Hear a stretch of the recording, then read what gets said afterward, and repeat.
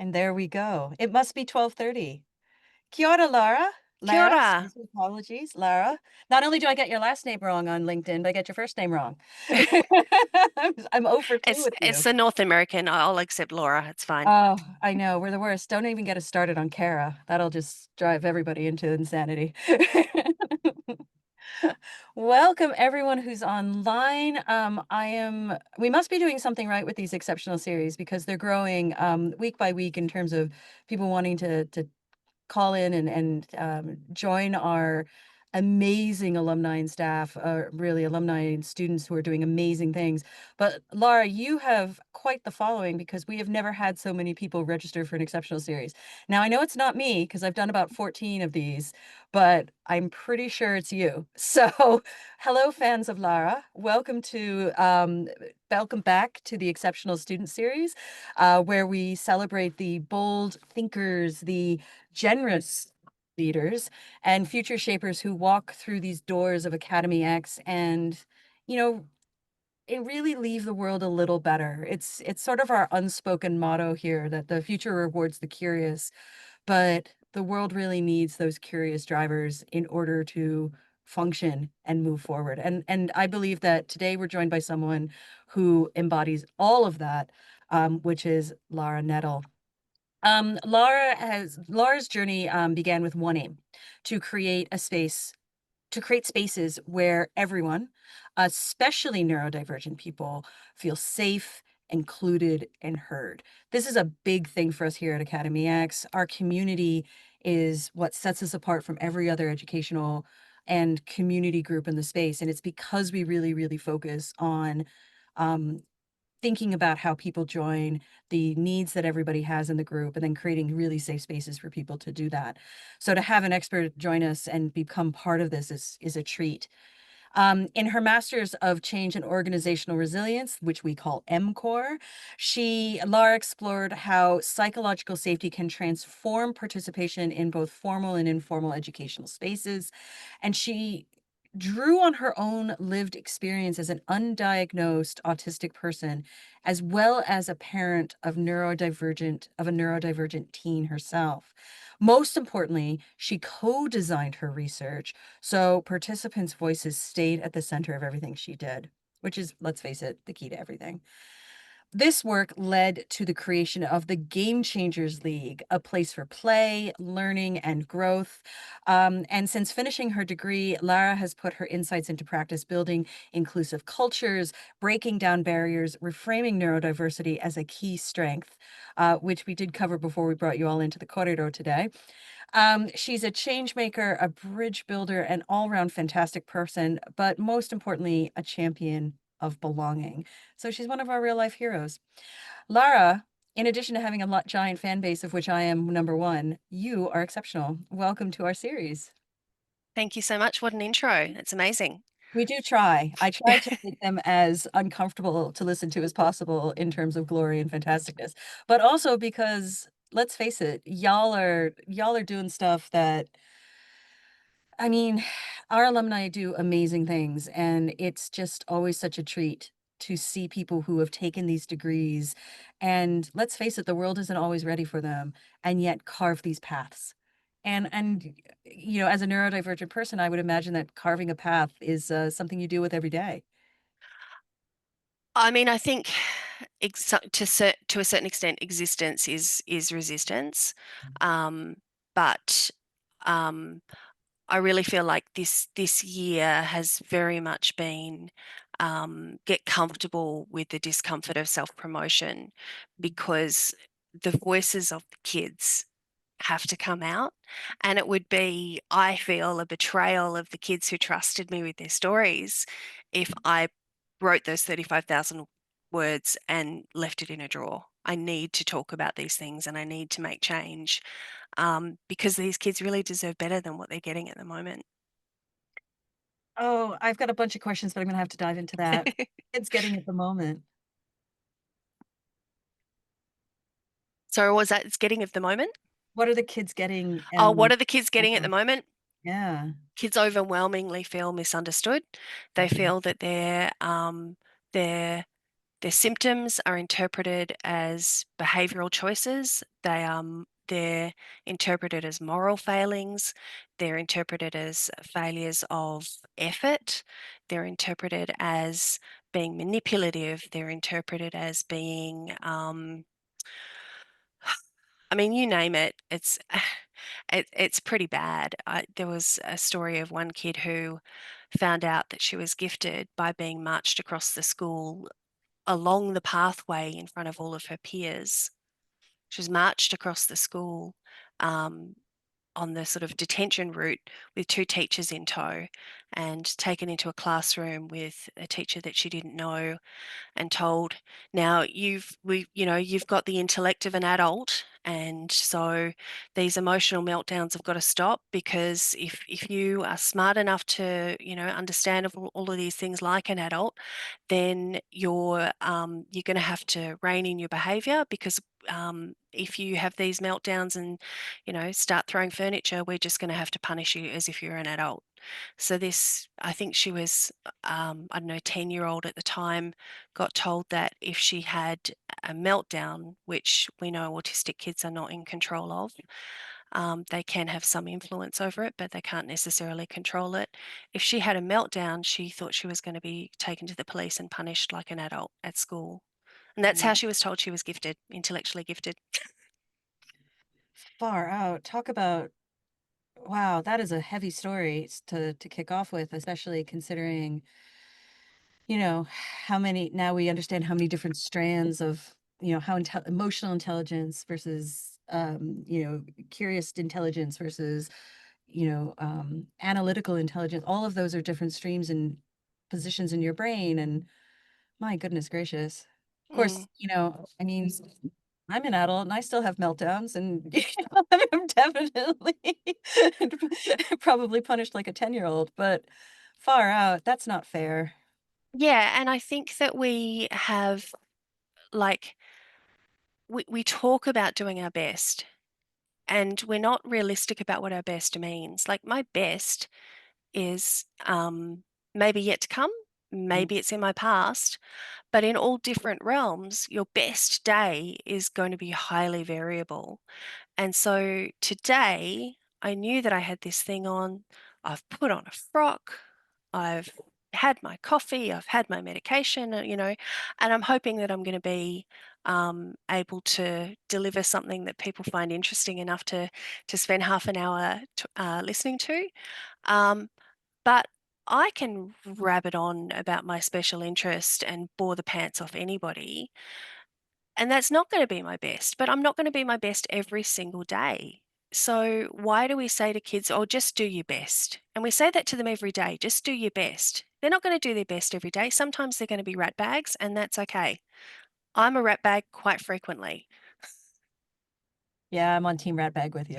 Yeah. All right. So this officially for this call, everyone's allowed to rat bag it a little bit today. You got your hands up Oh and no, this is the Vulcan salute. oh, sorry. Oh, see, I've already rat bagged. So we do have a Q&A open. I'm sure you've all got a lot of questions. I will get to them. I've got a lot of questions too, but yeah, full space here, everyone. Feel like your rat bag self before you can go forward, and it's a safe space to do so. So welcome. This journey obviously is super personal. We started with a really personal story about one of your research students. And, I think every program and project that people do here actually is quite personal. What made you decide to turn that into something that could become systemic change? Um, Rage. Rage. Um, I feel like when I read this question, I was like, it's the whole tilting at windmills. I don't want to tilt at windmills. I want to address the structures that make, because people care about people, and one person and one person, we can have a relationship. Groups of people, we can have a relationship. But as soon as you've got systems or institutions or structures, they tend to be indelible. They tend to be not dynamic. They tend to be quite concrete and fixed over time, without question, without, oh, change is hard. Um, change is hard because the people who are in power are being served by that system. And it's the people who are disenfranchised, who are not being served by it, who want the change. So I think it is part of looking at things differently and having a different brain that forces you to question things because nothing makes sense. You walk into a thing and you go, why are they doing that? And you're just told, sit down, shut up, do as you're told. And you learn frameworks by which you can kind of mold your behavior and act human. And meanwhile, you're just sitting there going, why are they doing it that? Why are they doing that? Because questioning is that kind of innate understanding of social relationships isn't there. So the questioning is fundamental to being. Mhm. And in those situations, I think you've nailed something, which is, you know, I think a lot of people right now, when you're experiencing massive disruption in all of the areas that we're experiencing massive disruption, the first thing you start to ask is, why do we do it this way? Why is this happening? And then what are we seeing as an outcome of that? So if systems are built for people who And live who's different, benefiting from that? and who's benefiting? There it is. And I think those questions come to play. Where does that road take us? As where did it lead you when you started to think about those questions yourself? What did you find out? I suffer from what I call an overactive responsibility gland, where if I can see something that I have the power to change, I feel like I have the responsibility to change it. Mm, And it took me a really long time to bring capacity into that equation. So I think I spent a long time um, tilting at windmills, um, getting angry about things, doing things that I hoped would change, being ignored, um, and then getting burnt out. And I think one of the kind of things that I think is great about my research, and your mileage may vary, but I really did a lot of deep thinking around the theoretical framework that I was kind of looking at this problem through, and that is the neurodiversity paradigm, the social model of disability, and decolonization theory, and sort of Indigenous thinking. So, the social model of disability says that I am not disabled because my legs don't work. I'm disabled because there's no ramp for my wheelchair, right? The neurodiversity paradigm says my brain is different to your brain and it's different to that brain over there, and that's normal. Difference is normal, difference is great. Like, why would we all want to be the same? It's ridiculous. Um, and decolonization says that the collective is more important than the individual. But paradoxically, it also says that the individual is important because they're part of the collective, right? And that's that feeling of entitlement that we were talking about prior to the recording, that we need to have this basic level of entitlement. And I think that our kind of Western systems and institutions say, prove to me that you're worth it. mm. And at Academy X, I got, show me how we're connected. Yeah. This is great. So let's dive into the you talked about some of the frameworks you used in your research. Tell us exactly what your research was about. We'll start with that. Um, so my research title was "Are We All a Little Bit Autistic?"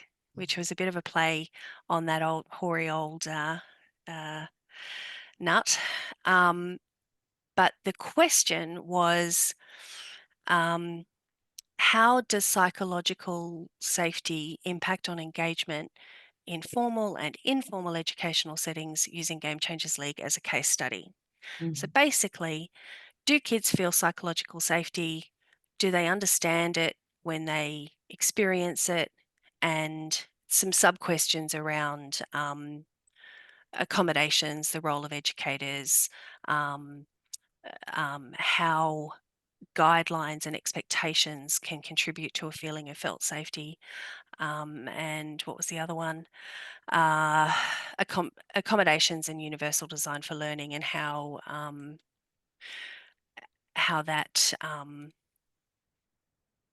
impacts on safety and belonging at school. Psychological safety has ripped through organizational design. I mean, Adam Grant, Brene Brown, Simon Sinek, they're the big heavyweights in this space. You're saying that this is less common in education spaces. How do you define what is psychological safety? So at least we've all got the same word in our brains. Yep. And then how did you then apply that to education spaces or learning Yep. spaces, I should say? Yep. So psychological safety is a team condition of feeling that you can be yourself, question power, ask questions, and I guess bring your full self to a workplace. And a really good demonstration of this is when this was first sort of proposed as a mechanism, the researcher was looking at surgical teams in a hospital, and she posited that a team with high psychological safety would have lower error rates. But what she actually found was the inverse of that, Really? because a team that had high psychological safety was safe to report their errors. They weren't having less errors, or they weren't having more errors.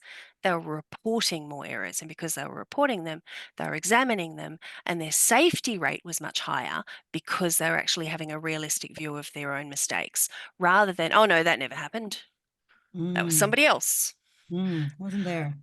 So psychological safety led to physiological safety for patients because the teams felt safe to say, "Oh, I could have done that better." Mm, So, because psychological safety is a team condition, it's usually discussed from a workplace perspective.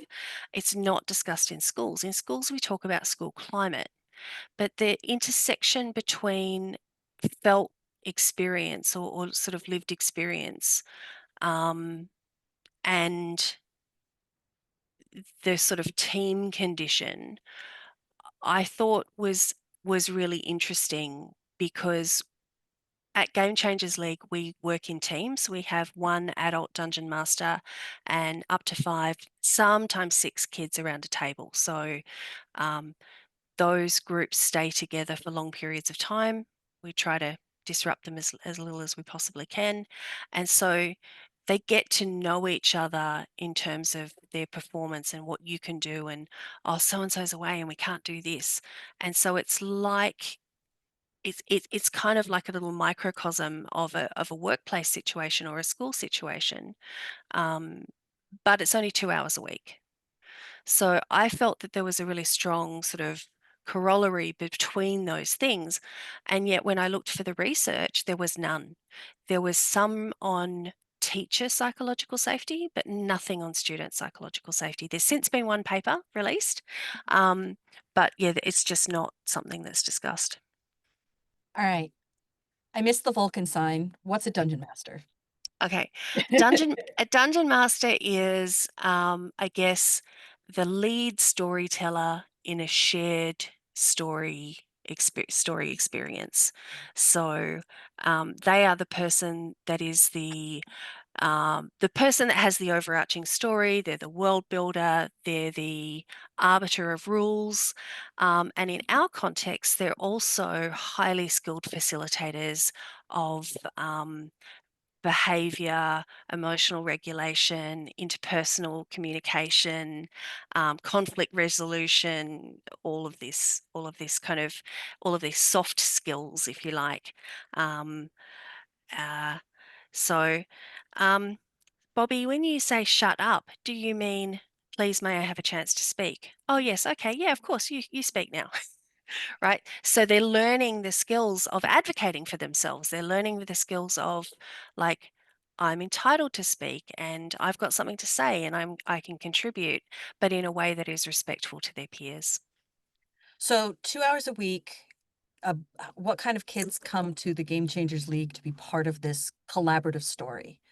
So initially we targeted gifted kids because the just the very rules of Dungeons and Dragons can be quite dense and opaque, but gifted kids love that kind of depth and complexity.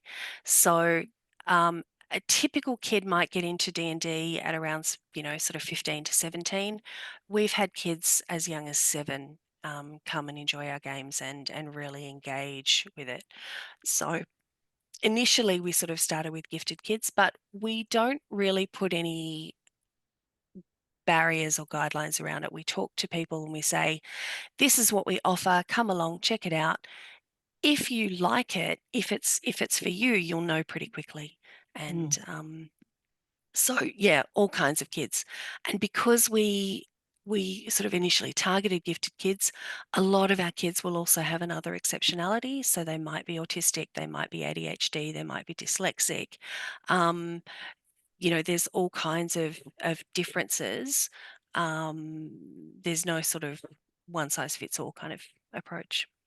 Gotcha. So the Game Changers League then is a weekly event for kids to come along and they join in as a shared story that's facilitated by someone called a dungeon master. Yeah. All right, I got it.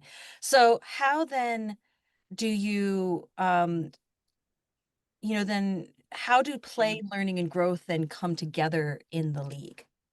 It's all play. There's no learning and there's no growth. We don't talk about any of that.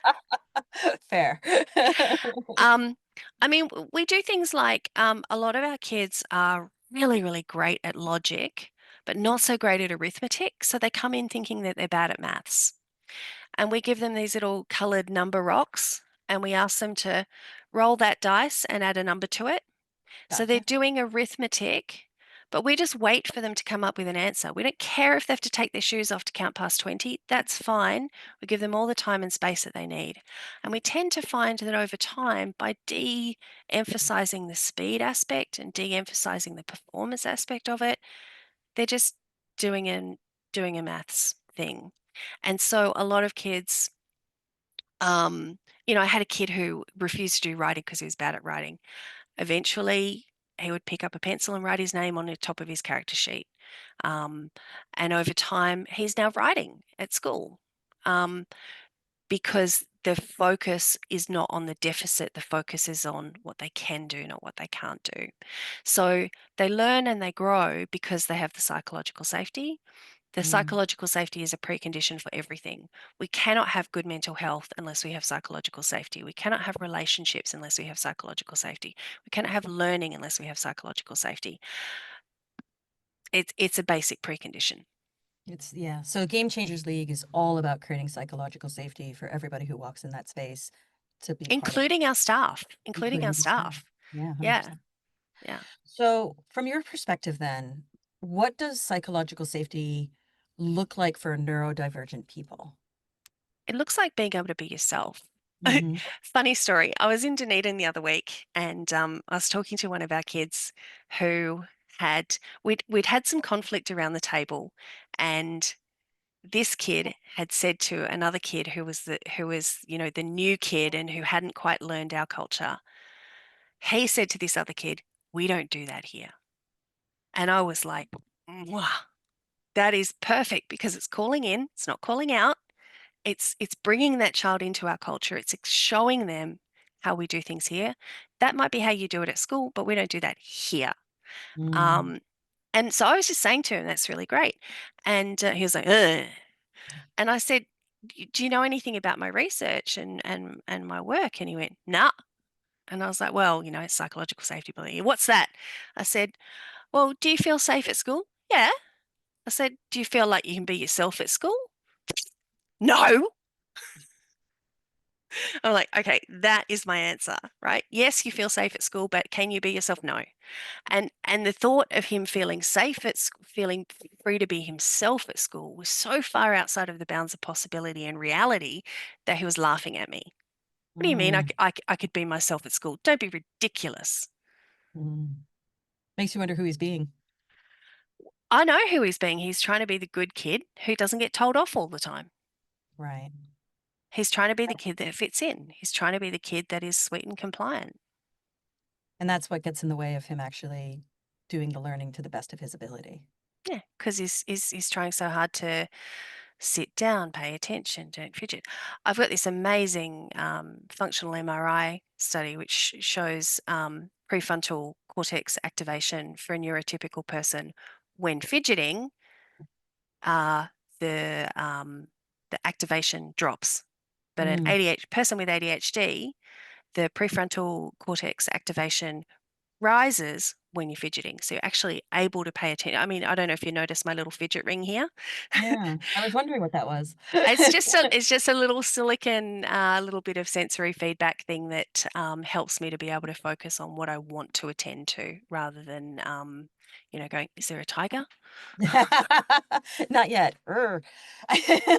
So tell me, well, tell us actually, what are some of the practical things people can do to help build psychological safety into spaces that may or may not have neurodivergent people in them? Every space has neurodivergent people in them because neurodivergence covers everybody. So even if you don't have, neurodiversity covers everybody. But even if you don't have a diagnosis, if you have a sensory sensitivity, like, I don't know, a really interesting one is perfume. Some people are really sensitive to perfume, and some people just layer it on like, they're doing you a favor. Um, Different lighting conditions, different, um, you know, basically acceptance of human variability is a basic precondition to psychological safety for everybody.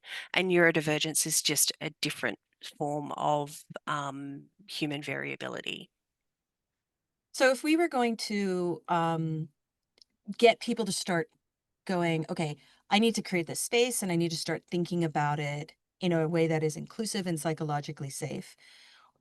Is there is there sort of like a list of things you can kind of start to go through that at least helps start those conversations of going, as you said, like, do we need to think about smell? Do we need to think about light? Do we need to think about air? Like, where does someone, what's the first question someone should ask themselves or their team on creating a psychologically safe space? Um, I think that it's, I think the first question should be, do my current employees, would they feel psychologically safe to tell me that they had some sort of a neurodivergence? Mm, So, can I go to my boss and tell him that I've got ADHD? Can I go to my manager and tell her that I'm autistic? What will be the repercussions if I do that? Because if you can't disclose a diagnosis, you're a long way from creating any kind of psychological safety, mm, okay.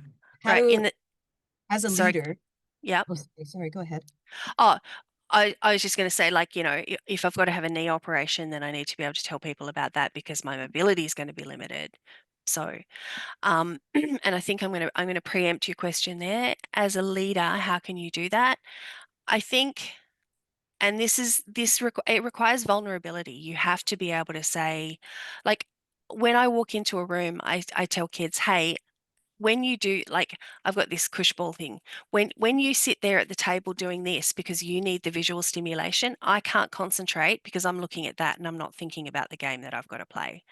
Because I have ADHD, I need blah blah blah. And so I model for them how self-advocacy looks like so that they can then do it for others. And then they go like, I've got ADHD. And I go, awesome, welcome to Team Squirrel. And then we move on with the conversation. But it's not, if I don't have shame about my own diagnosis, and I can then model that for other people so that they don't feel shame, so that we can get rid of shame, because shame is paralyzing. If you're in the wrong and you feel guilt about it, that is motivating. But if you feel shame, that is paralyzing. So I always say to kids, more guilt, less shame. Well, I think that sums it up right there is that in order to create psychological safe spaces, you have to create the vulnerability yourself to allow other people to feel safe. But I can do that because I'm the boss. I can Mhm. do that because I'm the person with the ultimate power. I'm the one who controls the environment. And there's a key image from my document, my thesis, that has creating psychological safety, that sort of shows that when you've got a little plant, you need a big watering can, and as the plant grows, you need a smaller watering can. And this is about creating a culture of safety, that the it is easier to create a culture of safety than to change an unsafe culture into a safe culture. So if you're in control, you can do it. And then over time, it becomes self-sustaining, as we saw with this kid calling in another kid and saying, "Hey, we don't do that here." Well, let's keep doing that here. Look, thank you so much, Lara. That's the world's fastest half hour, as it always is. Um, and thank you for being so transparently yourself and allowing me to do so as well. And hopefully, I all don't of have a choice. yeah, I know it's funny. You can't really be anybody else except who you are. That's the rub. And if you try to be something other, you're wasting your energy, because if you put your energy towards something that reflects who you authentically are, it's going to be so much more valuable. Words to live by for everybody. Um, from lived experience to research, from co-design, which we unfortunately didn't get quite. Co-creation, not co-design. It was Oh, fabulous. co-creation. I Even forgot to better. pick you up on that. But Oh, yeah, no, the co-creation. kids were really central. Yeah. Yeah. Yeah, from co-creation to creating Game Changers League, which I'm gonna go talk to my kid about. You've shown how inclusion just isn't theory, it's action and it's personal action. I think that's what's so great. Look, you could have taken what could have stayed as a personal struggle and you've turned it into a collective strength. You've built spaces where people feel safe, seen, and valued, especially kids. But you've also shown us what belonging looks like in practice, even just now, which I think is the most incredible thing to do. You, Laura, are exceptional, and your work challenges, I think, all of us to create futures where everyone can thrive. And I think that is a great, great thing to be in this world, especially right now. So thank you so much for being you and for allowing us all to join you on this journey. Thank you so much. Oh, it's a pleasure. Thank you everyone for who listened in. Thank you for Steph Cooper. Thank you for popping in some questions. If y'all have any, I'm sure we'll publish a link to the Game Changers League in the newsletter. And I'm sure, like even here, you will all be welcome. Absolutely. And, we're looking at sort of expanding out into sort of like young adults and, people who aren't being served socially. So yeah, we're open to ideas. Oh, fabulous. All right. Thank you, everyone. Kakiteano. Have a great rest of your day. And we'll see you at the next exceptional series, which will probably be as brain melting as this one. So thank you all, everyone. We'll talk to you all soon. Bye, Thank everyone. you. Have a great rest of the day.